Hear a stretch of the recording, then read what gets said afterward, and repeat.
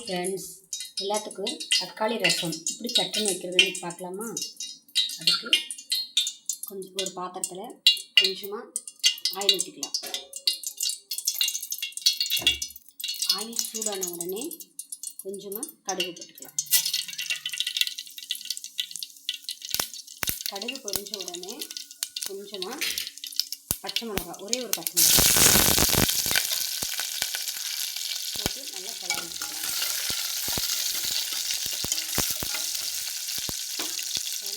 கொஞ்சமாக கருவேப்பிலை,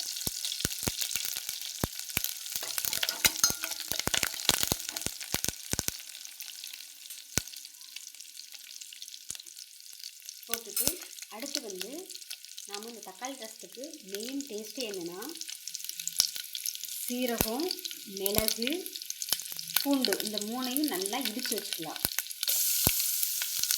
இடித்து இதில் போட்டு லைட்டாக கொஞ்சம் மிக்ஸ் பண்ணிக்கலாம்.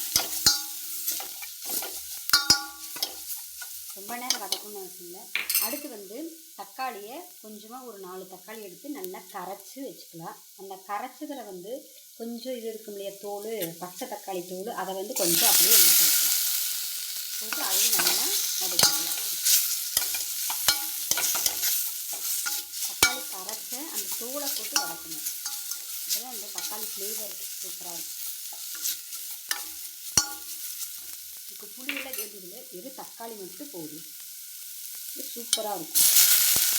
போட்டு வதக்கினதுக்கப்புறமா நம்ம கரைச்சி வச்சுருக்கிற அந்த தக்காளி அப்படியே ஊற்றிக்கலாம்.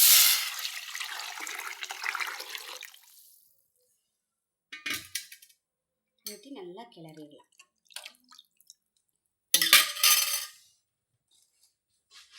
இங்கே பாருங்கள், சூப்பராக.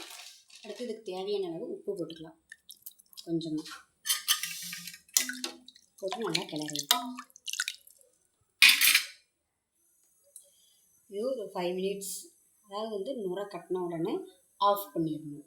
அவ்வளோதான், சூப்பரான தக்காளி ரசம் ரெடி.